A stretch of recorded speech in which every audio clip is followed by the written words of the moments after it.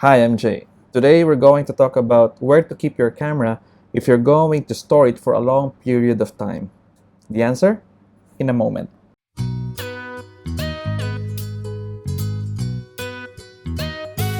As a professional photographer, storing the camera for long periods is not an issue with me because I use them regularly. But for hobbies like you, who use only the camera probably once a week or shoot only once a month or maybe even once a year, you have to keep your camera somewhere safe and still maintain its cleanliness. So where's the best place to keep the camera for a long period of time? It could be in your cabinet, it could be in your drawer, it could be in your camera bag, provided fungus doesn't grow. What is this fungus?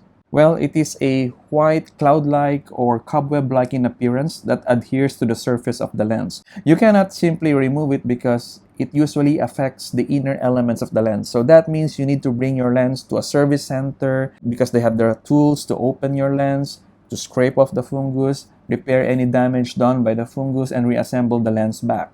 And this is a costly proposition. Okay, so what does a lens fungus do to our pictures?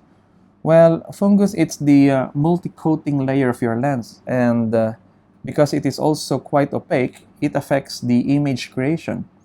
The lens contrast is lessened, and you will end up with photos that seem to have like flare-like effects in appearance. It also affects the sharpness, so you end up with soft images, especially when you enlarge them.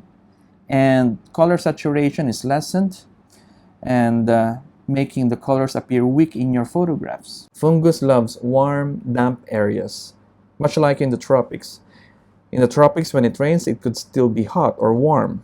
Another thing that fungus likes is darkness. So if you live in a humid environment and you keep your camera inside your closet where there's cloth, textile, and even leather, things that help make fungus thrive, well, that is a perfect breeding ground or a place for fungus to cultivate on your lenses. Well, camera bags are also made of fabric. So a better alternative is to put them inside a plastic container that is airtight and preferably transparent or translucent so light will be able to reach the contents of the container. And include some packets of silica gel which will absorb the moisture inside the container. But don't forget to replace them every year because their maximum life is only around 4 to 12 months.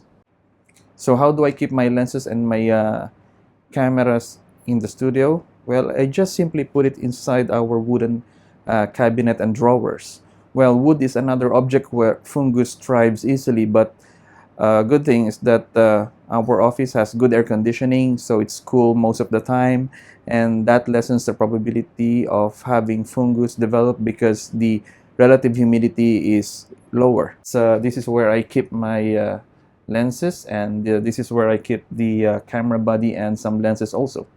Still, the simplest way of preventing fungus from developing on your lens is to take out your camera gear from the cabinet, from your closet. If you're not using them, put them on the table or on a shelf, and better yet, take them out, make pictures with them. In that way, you'll be able to practice your photography and it will help develop your skills as a photographer. So if you like this tip, don't forget to give me a thumbs up, and please visit my website, jalonsophotographyworkshop.com, so you'll see the different workshops that I offer here in Abu Dhabi. Thank you.